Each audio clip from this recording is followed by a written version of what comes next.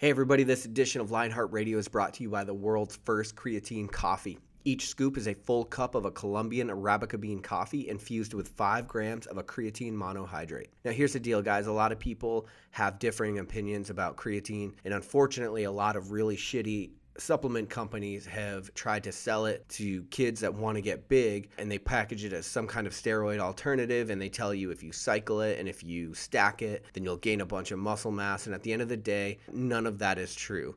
What is true is that it's one of the most studied and beneficial supplements on the market for strength, recovery, and endurance. So whether you're a runner, whether you are a strength athlete, or whether you're somebody that wants to enhance cognitive function and just feel healthier in everyday life, a pharmaceutical grade creatine monohydrate is going to help get you there. Go to www.creatinecoffee.com to learn what all the hype is about. And now, on to the show.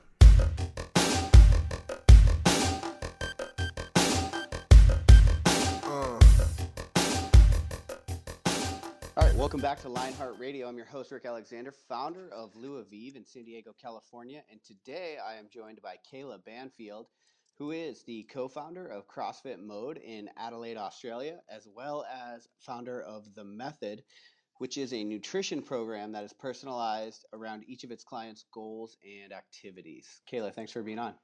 Thank you so much for having me.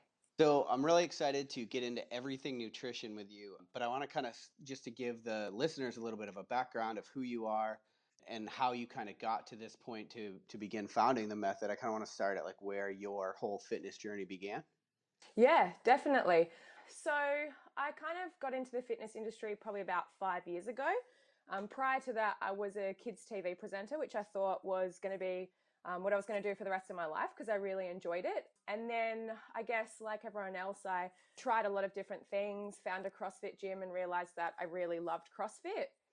Through that, I met my partner, James, and we both loved it as much as each other. So we decided to open a gym together. So a couple of years after we met, we decided to open a CrossFit gym, and that was really, his goal and his pipeline and his dream that I really wanted to be a part of. So he had the vision for that, and I kind of helped him get it up and running. So we opened our CrossFit gym about 4 years ago, and then we opened a second one. So now we have 2 CrossFit gyms, and I guess through that whole process, I to do a little bit of research on nutrition, and I realized that this was kind of my field. So he really loved the gym aspect of it. I really loved the nutrition aspect of it. And when we got to the point where I could kind of step away from the gym, which was only in the last 6 months really, I decided to branch off and start up the method. And he's now doing more of the gym side of things. So I've basically now committed myself full time to the method, which, as you said, is an online nutrition program where we work with people. Finally, most of my clients are from CrossFit, but obviously I don't restrict myself to just the CrossFit industry. But I found through running the gym that a lot of people would come up to me and say, you write our program for us and we do all this training. Now I want to know how I can get more out of my performance and how I can tweak my nutrition. And I was helping people on the side, but because I loved it so much, I thought, screw it, I'm going to go head first into this and I'm going to do it full time. And now that's what I'm doing and I love it. And I still have a big part to do with the gym, but most of my day is spent helping clients and researching things and doing all things nutrition really. We have a lot of listeners that are not just CrossFit. We have Yeah. a lot of powerlifters and strength athletes, endurance athletes. But when you say your partner, you mean CrossFit Games athlete James Newbury, right? Yes, yeah, that is my partner. Yeah, sometimes you forget, you spend so much time around them that you just think that they're just your partner. But to other people, yeah, he's a CrossFit Games athlete and he's, followed by a lot of people and he's done some amazing things in his life. But yes, CrossFit Games athlete in 2016 and hopefully 2017 as well. Right. Yeah, and Yeah. I bring that up because he's one of your coaches for the method as well. Is that right? He is. He only has one client at the moment because he's pretty much full-time an athlete and, full-time running the gym as well. We've brought his clients down, but, he does pick up clients when he can. At the moment, he's just got the one client. But if someone specifically asks for him, he'll generally pick them up. But at the moment, because we're leading into the season, he's minimizing that area of his time. But yeah, he does work with me as well. Right. And then do you do work with CrossFit HQ as well? Or I think I Yeah. announcer as well? Yes, yeah. So I think it was in 2013. I just like really tried to make myself useful at regionals. So I emailed a few people beforehand and I was like, I've got a bit of experience in media. I really want to be used. Like, please let me just do whatever I want. Or sorry, whatever, not whatever I want, but please just let me help you guys out. Oh, I was And like, man, you took a strong not angle. whatever I want. No, of course not. Okay. And they put me as a floor announcer, and I, as much as I love, presenting and being in front of camera, being in front of big crowds is not really something that I feel like I'm very strong at. So I was really uncomfortable for that whole day, and I was the MC for I think it was the Friday, and I did my best, but I was like really nervous the whole day, and I didn't really love it. So on the Saturday, I grabbed one of the guys with a camera and I was like, can we shoot some stuff behind the scenes? Can we interview some athletes? Can we get some footage in front of the camera? This is kind of what I love. And so he was like, yeah, sure, because he was just in charge of getting some behind the scenes stuff. So he thought, anything else that we can get is going to be a bonus. And so we shot a few things and he sent it off to HQ and they loved it and they said, cool, get some more stuff on Sunday. So we kind of just did our own thing on Sunday. And then after that year passed, they sent me an email and they said, we really enjoyed what you did and we'd love to formally employ you. And that was the year they were bringing in the commentary team and they were bringing in the sideline reporters. And I guess it was a right place, right time kind of thing for me, and that I'd put myself in front of them just as they needed to find someone. And being in America, they probably didn't have as many contacts in Australia. So they said to me, we'd love to use you as the sideline reporter. So I did that in 2014 and 2015. And then in 2015, I sent them an email and I said, look, I love what I do at regionals, but if anything ever comes up at the games, like, please consider me. I think that'd be really cool as well. So while I didn't say let me do whatever I want, I did put myself out there and I was pretty like proactive in that sense, in saying like I really want to do more. And they've been really great with me, and they replied to that email and they said basically like, cool, let's go for it. We want you at the games. So in 2015, I went over to the games and it was the best weekend of my life. So I love being in front of the camera and I obviously love CrossFit. And so they got me around the vendor village, chatting to all of the fans, going around to all the vendors and seeing what they offered, and just basically creating an atmosphere for what was happening outside of the stadium. So then last year I did regionals and the games, and then this year I'm doing regionals and I haven't heard from them about the games yet. But yeah, I do a bit of media work for them, which is pretty cool as well. Yeah, absolutely. I'm not gonna lie. I keep thinking about just emailing them and asking them to let me Yeah. do whatever I want. Well, I think that like if you want things in life, you got to really go for it. Like Yeah. that you're not going to get many things by sitting back and waiting for them to land in your lap. Like with my kids TV presenter job as well, like I was very proactive in emailing people and trying to get a show reel organized. And yes, I think that there are some things that happen right place, right time, but I do think that you've got to go out there and fight for the things that you really want, and it gives you a much better chance of doing good things if you're proactive about it. Yeah, no, I absolutely agree. I think I started a supplement company in San Diego, and a lot of times people will ask me like, "Oh, how did you do that?" And I'm like, "Well, it's not really a Mm. how. Like, I just fucking wanted to do it."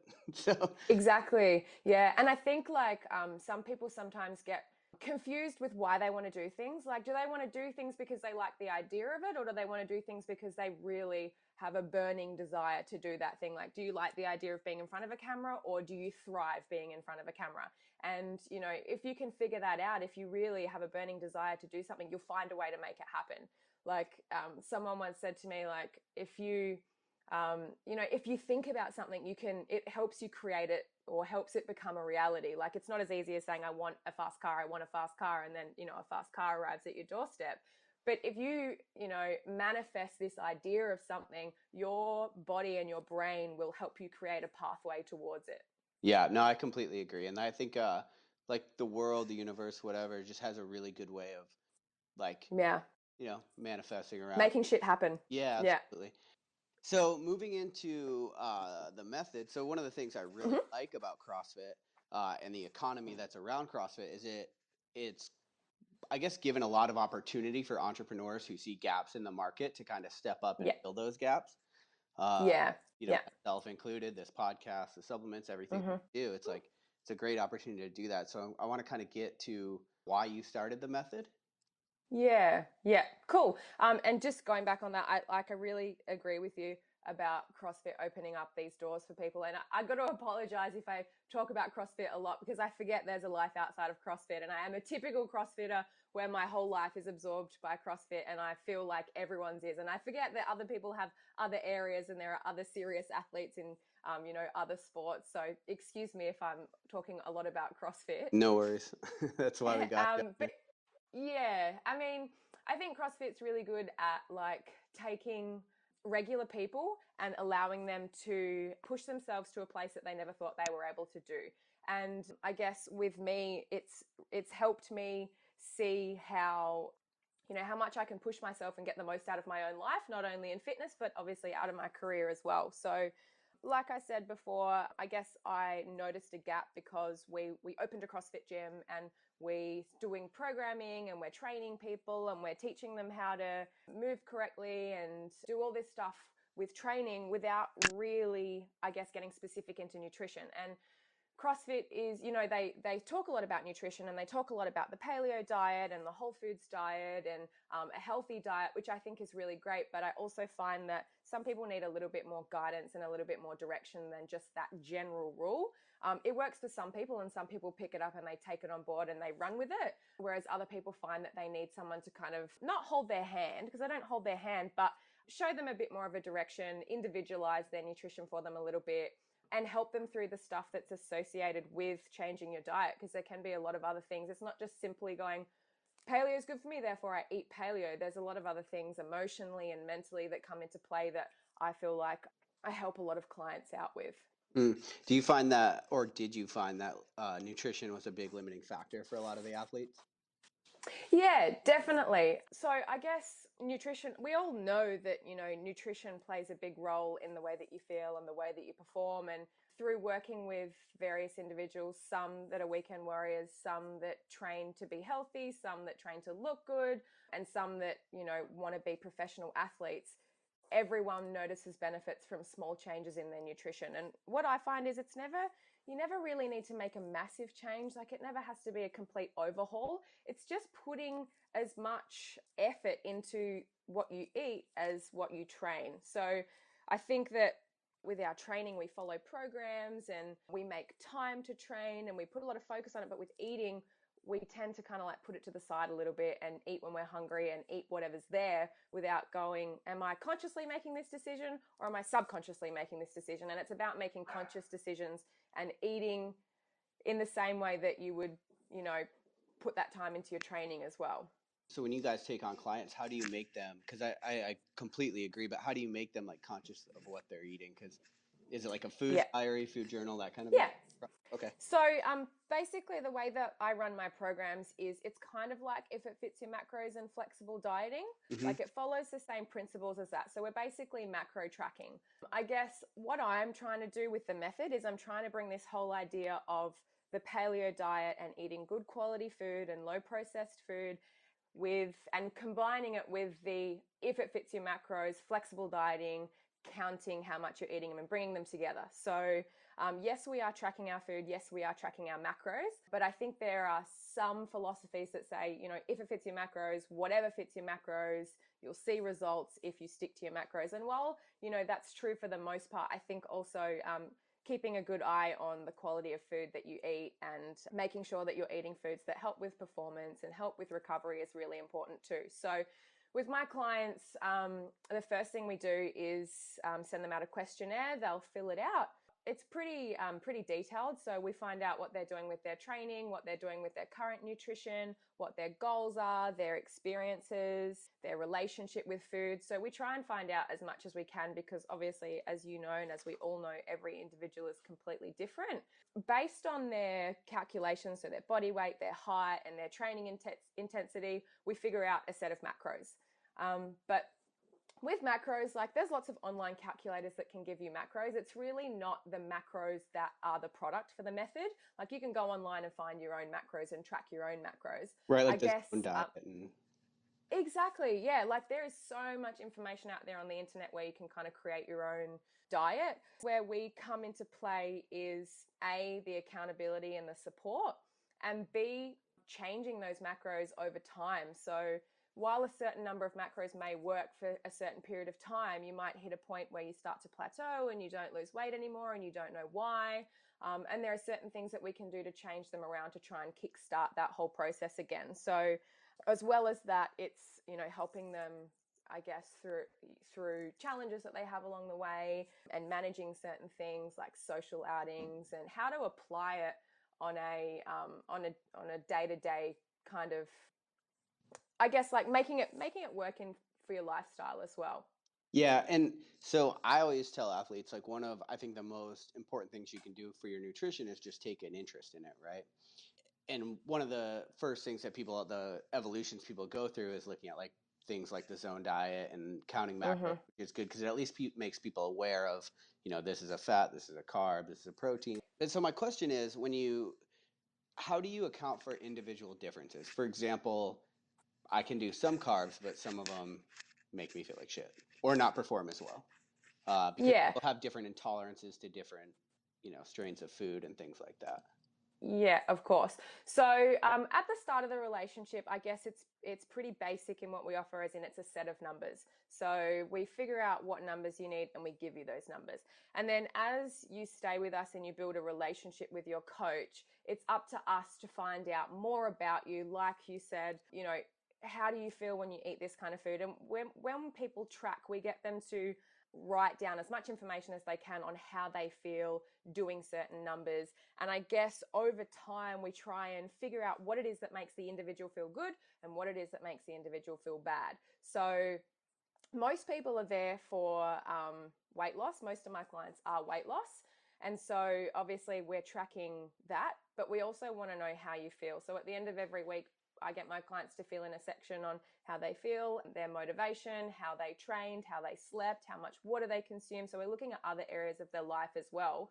And if people are giving me feedback, like I'm feeling tired or I didn't train very well this week, then I'll go into more detail with them about that. And I guess it changes for the individual. Some people I'll say, send me the exact food that you're eating. And then the next week I might say, all right, so you're feeling crappy on a regular basis. Is it after certain meals, or is it, after certain training, or is it when you have a shitty sleep? Or try to pay attention to what your body is telling you. So it's, I guess, like you said, it's about people being aware of their own bodies and talking them through, trying to pick up when and what makes them feel good and what makes them feel bad. So, you have some clients where you feel like you're on the right track and, they're losing weight, but they're still not feeling good. And I might suggest to them to try an elimination diet. So we go back to really basic kind of paleo whole foods kind of diet.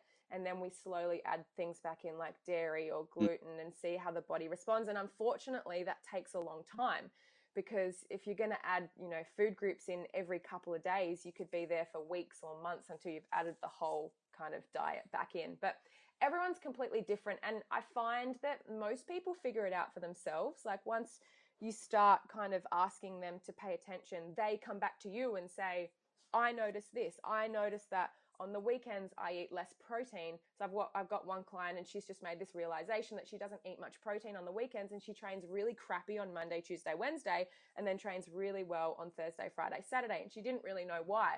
Then when we started tracking her food, we realized that it's because she wasn't eating an adequate amount of protein. And a lot of people are really good at figuring this out themselves, which is really good and obviously makes my job a lot easier because it allows people to, become more in tune with their bodies. But sometimes you need to help them along with that. So the minute you say to someone, all right, we're going to start paying attention to our bodies and how we feel, we have a really amazing way of knowing what's good for us deep down inside. And when you get people to write it down, that often comes out. Yeah, no, I completely agree. And I'll also double down on that. I mean, the elimination diet, that's probably the best way to figure out what you well to, because normally we just take in so much shit. It's hard to know like what it's actually hurting us.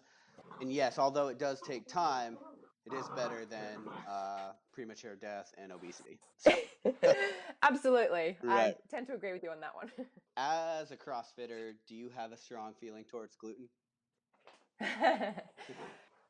So this is a very good question. And I have been down the track where I was 100% paleo, no gluten, no sugar, no dairy, no processed food. And I was really extreme with that whole lifestyle. And while I agree that it's really, really, really good for your health, I also tend to believe that from a social perspective and from I guess, a long-term perspective, it's really hard to maintain that kind of restrictive and extreme diet. I really do think the less gluten you eat, the less processed food you eat, the healthier you're going to be. But I also do believe in moderation, and through my own personal experience, completely excluding food groups has not been in my best interest mentally. So I've found a balance now where if I'm going to eat bread, I'll try and eat sourdough, because sourdough's been fermented over a longer period of time. So the gluten is slightly broken down and contains enzymes that help us digest that gluten, but it's still present. So I'm still consuming gluten. I guess I'm just trying to be a little bit more, with my choices, I'm just trying to be, make better choices. So I don't eat heaps of gluten, and I try not to have it on a daily basis. But if I go out for breakfast and I have some sourdough toast, it's not the end of the world. If I'm at a friend's birthday and they've got cake and it's not sourdough and it's refined flour, if I think it's, a good time to do it, I'll do it. So I definitely do agree that, gluten in excess is not good for us, and it's not good for our digestive system. However, I guess we all digest it differently. Everyone's differently. Some people are intolerant and some people do have really bad reactions. And of course, in that situation, I do recommend that you avoid it. Most of us can't handle too much of it. But I think if you've got a good digestive system and you look after yourself and you're having probiotics and you're eating fermented food, then I think the body can handle a small amount. And I think if you're going to, sacrifice social outings and an opportunity to enjoy time with your friends, it's not worth it. It's not worth being that extreme. And that's my own personal opinion. But I do obviously have clients that are like, nope, I'm 100% paleo and that's how I want to be. And I'll obviously support them through that. And I think that, with diets, it's personal and it's something that you need to figure out over time. And I'm never there to say to anyone, do eat this, don't eat that, do this and do that. It's more about, like I said before, what makes you feel good, what doesn't make you feel good, and what makes you happy as well. Because it's not all about the body, it's about the mind as well, and it's about looking after those things and finding that balance for each individual, which is completely different to someone else. Yeah, no, I completely agree. And that's the problem, is when you get really dogmatic about a certain diet, it can Yeah. really kill the lifestyle factor, which makes it not Yeah. sustainable in the first place, Yeah, and there are some people that do it really well, and I think they're a minority, but there are some people that enjoy doing it and they like doing it, and that's great. And I use the ketogenic diet as an example. Mm-hmm. I love high fat, low carb lifestyle. I love the idea behind it. I felt really good doing it, but for me, I came across a few problems, and one was it made it almost impossible to go out Yeah. because when you're going out, it's really hard to find foods without carbohydrates, and that's just realistic. And the second hard thing for me was that I found myself eating a lot of protein bars and a lot of processed food and a lot more dairy and a lot of things that I would normally try to avoid just to stay within the parameters of keto. So in an ideal world, if there was keto food available everywhere and if there was keto / paleo or less processed food, then maybe I might be more inclined to do it. So I love the idea and the principle behind it, but for me, it's not sustainable. And if you can't do it completely, there's no point in doing it half-assed. So, but some people, they make it work, and that's absolutely fine. And, props to them, and that's great. But it's just, for me, it has to be sustainable, and you have to be able to apply it to your daily life and be able to enjoy yourself. And I wasn't able to do that while I was eating that kind of diet. So I've tried it, I loved it, felt great, but it's not for me long term. Yeah, and that's the problem with the ketogenic diet specifically, is that if you do have carbs, you're not going to be ketogenic. Yeah, you can't be like, I'm going to do keto 80% of the time. Right. You're either keto or you're not keto. Mm-hmm. And if you're keto, you got to commit to that lifestyle, and it takes a big commitment. So Yep. No, yeah. Absolutely. Yeah. And then the other thing that you mentioned, and this is another problem, is that the paleo and the ketogenic foods are not readily available. And then you get the weird situation that we're in now, where there's all these packaged paleolithic foods. Yes. No? Yeah, I know. And it's kind of like, so is it paleo? Because I couldn't hunt this back in the day, but it's got paleo ingredients. Yeah, it's a funny one. Yeah, no, I agree. That's a hard one to get around, because feels like maybe you're being healthy, but it also feels like maybe those aren't paleo at all.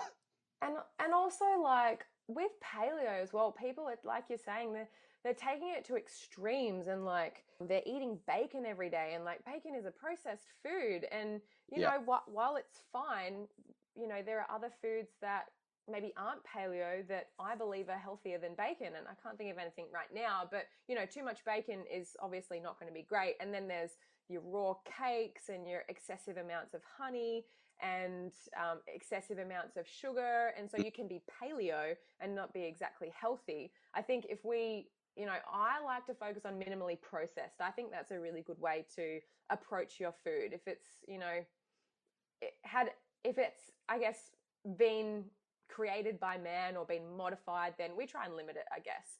Yeah. But you Whole can have real too much, food. yeah, exactly. But you can have too much of paleo food too, which is why I don't really like to label, you know, diets either or say that I have a certain diet or follow a certain diet because it's so broad these days as well. Yeah, that was a problem that I ran into when I initially started the paleo diet. 'Cause I pretty much run the gamut on diets. Um, but when I Yes. started with the paleo diet, I got good results. But then what happened is Hmm. I think I was taking in so much sugar that it was getting converted to fat, and my results Yes. really planed out and then got worse. But Yeah, and for me personally, like I've also tried a lot of diets too, and I had a period of my life where I was binging badly. So I was eating like really well throughout the day, and then I'd get to the end of the day and I would just over consuming food and I would make myself sick and I'd feel uncomfortable and I didn't know how to stop. And that was when I was eating paleo because I was obsessed with this idea that you know, you can eat as much as you want. And so I didn't really have those boundaries on myself in terms of quantity of food, which I think are important as well. And I would overeat on nuts and I'd just make myself this big bowl of nuts and honey and cacao powder. And I still remember it. And I would just eat so much of it. And I was putting on weight. And, you know, this made me start to think, although the paleo diet is good, it's not the be all and end all. There's other things that need to be taken into consideration as well when we're looking at a balanced diet. Yes, quality of food is important, but quantity of food, if you've got aesthetic goals, is just as important. yeah, it's funny because I was just last week interviewing Dr. Andy Galpin from he's been on the Barbell Shrug podcast, and he's a Yeah. doctor of bioenergetics at Cal State Fullerton. He was asking me the same thing, like, what's more important, quality or quantity? So I was Mm. like, quantity, and he's like, no, like it's a gut reaction, but at the end of the day, energy in, energy out is a real equation that you have to take into account.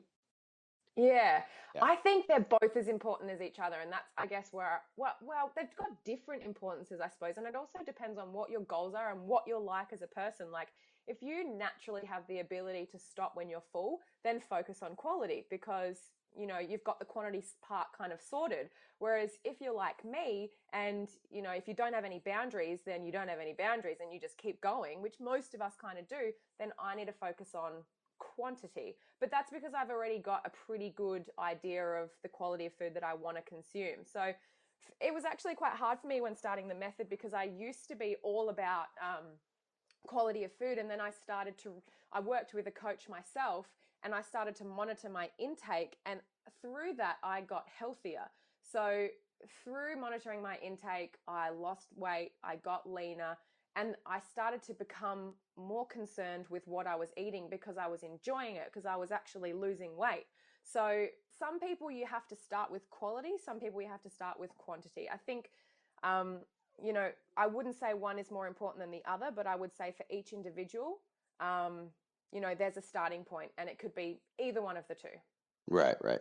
So within the method, do you recommend what kinds of foods people are eating as well as the macro?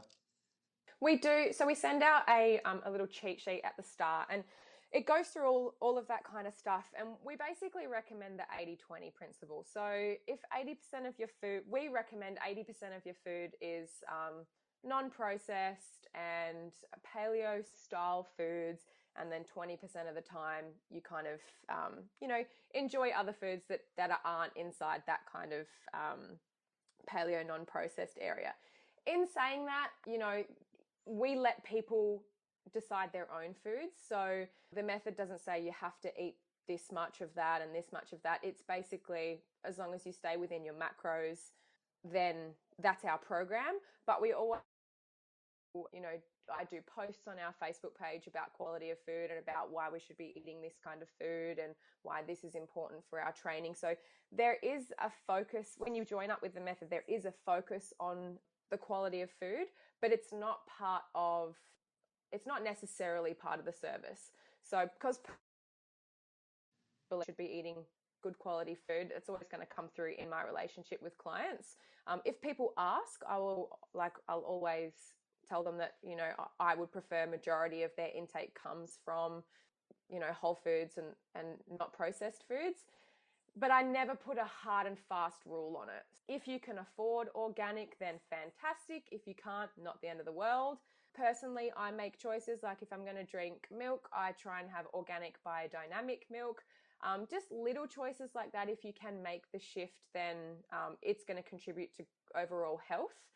But at the end of the day, it is the macros that are going to make the difference with the weight changes. And then I guess I just, try and educate as much as I can on, how food can affect your digestive system and your training and your recovery and your sleep and other areas like that outside of weight loss. Yeah, sure. So one of the other things about CrossFit is that there's a big segment between CrossFit the lifestyle and CrossFit the sport. Now, is there a difference that you see on how people should eat, or is it just like we talked about, just quantity? Because there's a lot of people that really just want to look good naked, and then there's a lot of people that care about performance. So I'm kind of curious how you recommend differences and what differences you see. Yeah, so obviously dating James, who is a games athlete, I've seen it from basically all ends of the spectrum, I guess, unless you go higher than James, and that's people like your Matt Frasers and your Rich Fronings. But there's two, right? Two higher. Yeah, exactly. Okay. So I've seen it from basically most of that spectrum. Yeah, there definitely is a bit of a different focus. So with elite athletes and with sportsmen and sportswomen, I guess their biggest thing is how much can they train and how quickly can their bodies recover so that they can do another session. And I definitely believe that the type of food that you're eating plays a big part in your ability to recover, among a lot of other things like hydration, sleep, recovery, stretching, sauna, floating, all those kinds of things. I definitely think that the less pressure you put on your body to digest crap in basic terms, the more energy it can put towards recovery. So if you are asking a lot out of your body from a physical perspective, which a lot of elite athletes are, then you're going to have to be kind to your body in terms of nutrition. Otherwise, you're going to break down. You're going to have injuries. You're going to have a lot of inflammation, and you're not going to be able to back up your training sessions. So with elite athletes, everything that they do is for their sport. So dating James, I see it firsthand. Everything that he does is to be a better CrossFitter. So he is really particular about his food, about his sleep, about his training, about the water that he drinks, and even down to his breathing. So yes, I think that with food, you've got to be more restrictive and you've got to be more precise with quality, but also timing as well, like making sure that your post-workout you're getting a good source of carbohydrates and proteins to help repair broken muscle and replenish muscle glycogen, which we should all be doing, but I guess it's not as important for the everyday person, because if we don't train as well tomorrow, who cares? We still get our sweat up, that's fine. Whereas for an elite athlete, if they don't train well in that next session, that's one session down that they are from their competitors. So because their goals are a lot more fine-tuned, then yeah, definitely a bigger focus on food. And I was talking to James about this morning as well, like with the everyday person, like we strive to be excellent in what we do, but we don't need to put so much pressure on ourselves. If we make a mistake, it's not the end of the world. Like, we're only human, and it's okay not to do the right thing all the time. Whereas when you go up that spectrum and you're talking about elite athletes, they have less room for error and less room for excuses and less room I'll begin tomorrow. So you have to have a special kind of mindset, though, to be an athlete, because they're just dedicated and driven like most of us aren't, pretty much. But yeah, for the average person, there's a lot more room for trial and error and, fixing things up tomorrow kind of thing. Yeah, that's got to be a difficult part of getting to the really elite end of the sport is you put a lot of pressure on yourself to perform. However, that can make you perform worse. You have to like find that mix of like, you know, Yeah. being okay with the process and, performing. So you Yeah, mentioned definitely. floating. What do you use that for? Yeah. So basically, float big kind of bathtub with a lid. Hmm. It's got about 30 centimeters of water in there, and it's filled with 350 kilos of Epsom salt, which I believe is about 800 pounds, I think, for the American listeners. So it's a very, very, very dense salt solution. It's magnesium sulfate. So obviously the magnesium is really good for muscle recovery, getting rid of lactic acid and things like that. It's also really good for allowing the body to relax, because when you're lying in the water, you're completely buoyant. So your body is basically just floating. It's like you're on a cloud, basically. So there's no tension. It's pretty much the only circumstance where the body doesn't have to hold itself up. So even when you're in bed, you're still kind of like, you're in maybe a twisted position, or you still got pressure points in your mattress. Whereas when you're floating in the water is completely molded to your body. So your muscles are 100% relaxed. So it's good in that instance too. It's also sensory deprivation. So you can't see anything, you can't hear anything. The water's set to skin temperature, so you can't feel anything. So all of your senses are taken away from you, and all you are left with is basically your mind. So it's sort of a forced meditation because you've got no stimulus. So your brain naturally calms down, unless you are a very overstimulated person, and you'll have to go through this period of getting more stimulated because you're freaking out because you got nothing to kind of think about. And it can be worse before it gets better, but over time and through practice, you start to slow down. And this is just good for, humans in general. We're always on our phones, we're always on computers, we always need something. Like, I find myself, if my phone's next to me, it's really hard not to pick it up and just scroll through my Facebook. And this is not a good place to be in. Like, we should be able to just sit and be and, observe things around us, not things on our phone. So for me, it's good because it forces me to do that kind of thing. Like, I literally don't have a choice. I cannot pick up my phone if I wanted to, because my phone is not in the float tank with me. And then for athletes like James, he uses it for visualization. So he said in an interview the other day, we just had the CrossFit Open, which is the qualifying process for regionals. So every night before the open workout, James sat in the float tank and he visualized himself doing the workout. Not only did he visualize himself doing the workout, but he literally visualized it second by second. So if it was a 12-minute workout, he visualized the entire 12 minutes and forced himself to, stay with the pace of real life, not go, I'll do this there, this there, this there, and then I'll be finished. He was taking himself through every single movement and every single step of the workout. And we've had boxers and fighters that have come in before their games and they visualize versing their opponents. We've had footy players that visualize their games, and it's a good place to, create that reality inside your head that you want to actually do when that situation comes about. So it's good for visualization. For me, it's really good. So even though you're meant to slow down your thoughts in the float tank, I find it a really good place to process my thoughts. So I'm a pretty on the go kind of person. Like, I'm always doing a lot of things, and I find the float tank really helps me manage my thoughts a little bit and kind of put things into order, because I find that my brain's always going 100 miles an hour and I always have a million things that I want to do. And when I'm in the float tank, it's almost like all these thoughts leave my head and then they just come back in order, like step 1, step 2, step 3. Here's how we're going to approach the next week, and here's how we're going to approach this project, and just helps me manage my overworking brain, really. And everyone was saying to me, like, oh, you should meditate. Meditating's amazing. Clear your mind, blah, blah, blah. And I'm like, cool. Love the idea of it. But like, in reality, when I sit down, and I just end up not doing it because it's like, I just don't enjoy it. So it wasn't working for me to, find and turn the lights off and close my eyes and listen to nice music. It just wasn't working for me. So we got the float tank purely for James's recovery. And, by chance, obviously, I was using it as well. And I knew how good the benefits of the magnesium sulfate were. But then I also realized that by forcing myself to meditate, I was receiving the mental benefits from it as well. So I try and float. I mean, ideally I'll float once a week, but in reality I probably float once a fortnight. Sometimes it stretches out to once every 3 weeks or every 4 weeks, but I try to still do it regularly. And I think as effective as it probably is for James to go through second by second and rep by rep, it also shows his mental discipline as well. And it's like I noticed, like I was doing this morning, I was reading an article and I was getting impatient with it because I wanted to get to the point. So I started skimming it, went to the summary, got to the end, and I thought, I kind of cheated myself a little bit here. Like, what I need to be doing is actually reading the substance of the article and not skipping to the summary.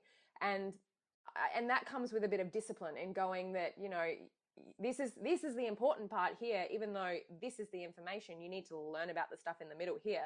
And I think James over time is just naturally one of those people who's really patient, who's really disciplined, dedicated, and understands exactly what he needs to do and does it. And this is another big thing that I find is a lot of us know exactly what to do, but do we do what we know is good for us? And the answer is more often than not, no, we don't. And that's okay because we're all the same. But that's what makes James elite, because he does what he knows is good for him, and he has the ability to make that decision based on what's good for him. And I think obviously it's different to males and females as well. Quite often females, we get emotionally caught up in decisions and overcomplicate things that are relatively simple. But it shows James's discipline to be able to stay in that moment. Whereas I know that if it was me, I'd speed up those thrusters, or I'd go, yeah, you know what, I'm just going to finish that set and go to the bit where I enjoy. But no, he stays there and he feels every single rep. And, you know, to the point where he now is calculating his breathing. So he's doing breathing exercises every day. And the other day he had to do, this is another thing that shows his discipline. He had 60 minutes on the Airdyne.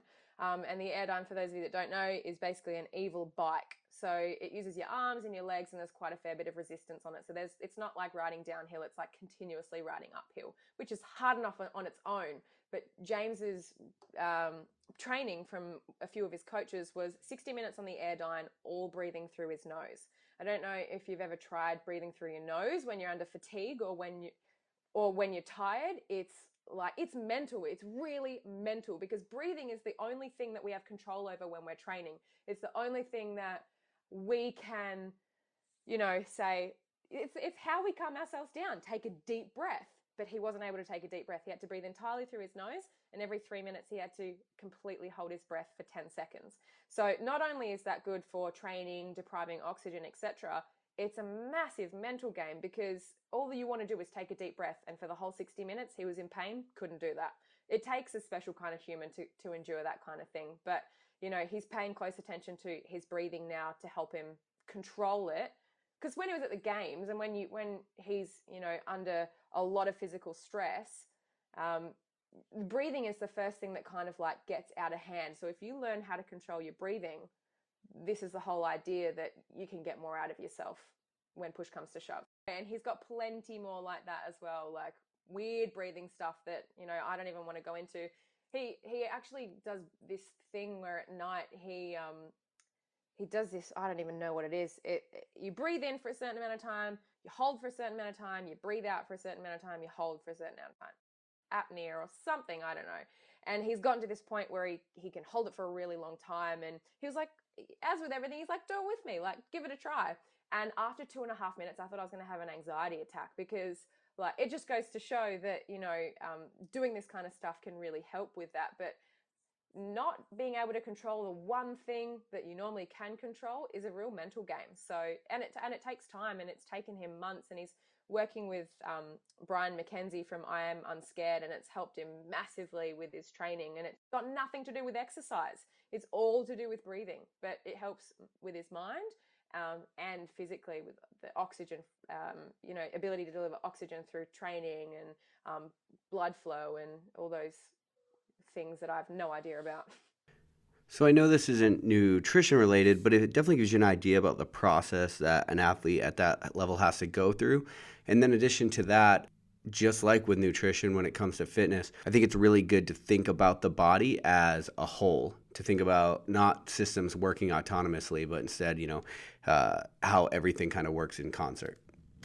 Yeah, and even though it's not related to nutrition, it kind of is, because that's the problem with nutrition as well. Like, people are so caught up about what they eat and when they eat, and it's not about that. You got to come back to basics and, understand that, I guess, life has ups and downs. And if you get really caught up with the pace that life is going at, no matter what you do with your nutrition, you're going to feel uncomfortable up there. So bring yourself back down, learn to not eat emotionally, make time for food prep, make time for buying food that is good for you. It's the stuff down here that's going to make you mentally feel better about it than if you get caught up in this lifestyle that you're saying that's on the go, that's really loud, that's a lot of stress and a lot of pressure. That's what's going to make you unhappy. So even though it's not really nutrition related, it kind of is as well. Do you use or do you recommend any supplements for the people that you program for? Um, one of my clients asked me about this yesterday, actually, and like, I've been through a phase where I had every supplement, and I used to take this photo of my hand taking my 10 supplements a morning. I thought I was really cool because I had heaps of supplements, and I didn't feel any different than I do right now, and I currently take very few supplements. So with my clients, I'll recommend a good quality protein powder. I think post-workout protein is really important, as we all know, for muscle recovery. And if you want to as well, carbohydrates are great too for glycogen. But I think a good quality protein powder, so again, one that's least processed, and has a minimal amount of additives and chemicals in there is great. So I think a post-workout shake is important. I also like the idea of a healthy gut, so I try to either take a probiotic, or I just have a jar of sauerkraut sitting in my fridge. And when I go to the fridge, I'll just get a fork out and I'll just eat my sauerkraut to help with my gut bacteria, or I'll eat fermented foods. So it's not a routine or anything that's regimented or anything that I say you should do. But I guess, for me, fermented foods or having a good gut is a good foundation. Anything on top of that, it really comes down to the individual, and I'm not educated enough on knowing, how to highlight mineral deficiencies, or, if people are low on a certain vitamin. I prefer not to get into that kind of thing, just because I believe that through a computer and through a questionnaire, it's hard for me to kind of understand that. And I prefer to leave that to the professionals. If people are still feeling crappy and we've tried a few different approaches, I'll recommend a blood test or a hormone test. But I don't, I've had coaches in the past that have said, I want you to have zinc and magnesium and vitamin D3 in the morning, and then this in the afternoon. And I tend not to take that approach, just because I believe that it's hard for me to know exactly what your body needs. I do think if you eat more vegetables, obviously you're supplying yourself with a lot of those vitamins and minerals anyway. Yes, I understand that our soil is now, apparently nutrient deficient, and but I prefer not to get involved in the politics of all that kind of stuff, and just say, eat good quality food and don't eat too much. And that's basically the foundation. If you take supplements and you feel good off them, let's keep doing them. Do your own research as well. Like, if you read an article that says, are you tired all the time? Try this supplement. Give it a try. If you feel good, fantastic. Probably is going to work for you. Maybe it won't work for someone else that's tired. So I guess, like I said, through getting to know my clients and through understanding their symptoms and understanding, what they don't feel great about and what they do feel great about, I'll suggest a few different things. But that all comes down to each individual. But as a blanket statement, I don't recommend supplements, just because it's not my field of expertise. Yeah, I completely agree. I used to take probably like $200 a month worth of supplements. And now I just tell people, like, look, if you want calories, you should eat your calories, and then really dial it down to supplements that are going to help you with just what you need. And, don't worry about anything more, because a lot of times they're unproven anyway. So is there anything else that you wanted to discuss? I reckon we pretty much covered everything. I guess, like, my biggest thing is that there's no one diet fits all, and there's no, you should be eating like this and you should be eating like that. I guess my goal when I take on a new individual is to find out what makes them feel good, and then follow that and follow it hard, and figure out what it is that makes you happy, and figure out how we can incorporate this into a diet that allows you to still reach your goals. So finding that balance, and everyone, they harp on about balance. And, it's the word kind of starts to get a little bit old, and it doesn't carry any meaning anymore because we're all trying to find this balance. But, it is a thing. It is the balance between enjoying yourself and reaching your goals. And for everyone, that's completely different. And I guess it's about getting to know people on a personal level, and understanding what it is that makes them happy, and understanding what they need to reach their goals, and basically supporting them through that. Like I guess we have this ability to kind of self-sabotage in a sense. Like we're very hard on ourselves, and it's easy for me to see from the outside, where people can do that a little bit less, and, be happy with their choices. And I guess I'm there to just, keep telling people that they are doing a great job and they are heading in the right direction, and encourage people to not give up. Because I think when we do things on our own, if we don't see results, we kind of give up a little, like probably too soon, and we don't give it long enough to see whether it's actually working. So, a lot of the stuff that I do with people is saying you are actually on the right track. Like people will come to me and they'll say, oh, I've had a shit week. I went to a wedding and I binged, and, I didn't stick to my macros. And I'll say, well, hang on a minute. Maybe you think it was a shit week, but you still lost centimeters. You still lost weight. In my eyes, that's a great week. Like you need to focus on the positives. It's never going to be a perfect week. A perfect week doesn't really exist. So it's about just helping people realize that, you can't be too hard on yourself, and you can't expect too much from yourself, or have this idea of perfectionism. Otherwise, you're always going to let people down. So, you can own, and support yourself through it. But I guess what I'm there for is to, encourage people, and let them know that they're on the right track, and just assist them with finding what works for them, because everyone is different. And sometimes it's good having someone that's not emotionally involved in your life, because emotional decisions can sometimes not always be the best decisions. So, but I just encourage people to keep trying new things. If it's not working for you, try something else. Like you'll find it eventually, and sometimes it's going to take longer than you would like, but that's life, and that's this journey, and it's all about trying different things and figuring out what works for you and what doesn't. The final question, the Lionheart kicker, is if you could give one piece of advice and it were guaranteed that everybody in the world would hear this piece of advice, what would it be? My biggest advice would be to treat yourself the same way that you treat others. Don't be so hard on yourself. And this is one thing that I've learned personally through being a coach, is that what I tell people is completely different to what I tell myself. And I've tried really hard to change that, to change the language that I talk to myself. So I'll say to people, don't worry about it. Like, that's fine. You had a great week. This is positive, blah, blah, blah. But then to myself, I'll be like, that was crap, like you're a role model. You can't be doing that. And I realized that I wasn't being fair on myself. So I think that we expect way too much from ourselves. I think this generation as well, we're high achievers. And when we don't meet our own goals, we are really hard on ourselves, and that can be a real emotional challenge. And when guilt is the worst feeling. And we are human, and we've got to understand that it's all part of the journey. Like fucking up and overeating and, not doing what is right. It's part of it. It has to happen. So I would say, don't be so hard on yourself. Like, obviously make good decisions when you can, but also understand that there's no right and there's no wrong. And, things happen, and you have to accept that and move on. So that would probably be my biggest piece of advice. So for people that are listening and they want to follow along and support what you're doing, where can they do that? Yeah, cool. So I've got a personal Instagram, which is Kayla Banfield. And then my business Instagram is The Method Now. And our website is themethodnow.com.au. You guys can reach me on Facebook as well. I really like meeting new people, and I'm always happy to help. Even if you don't sign up, you've got a question. I do really love helping people. And, even if you don't need my services, you just need a bit of direction, I'm always happy to help. I'll always answer messages. My email is kayla@themethodnow.com.au.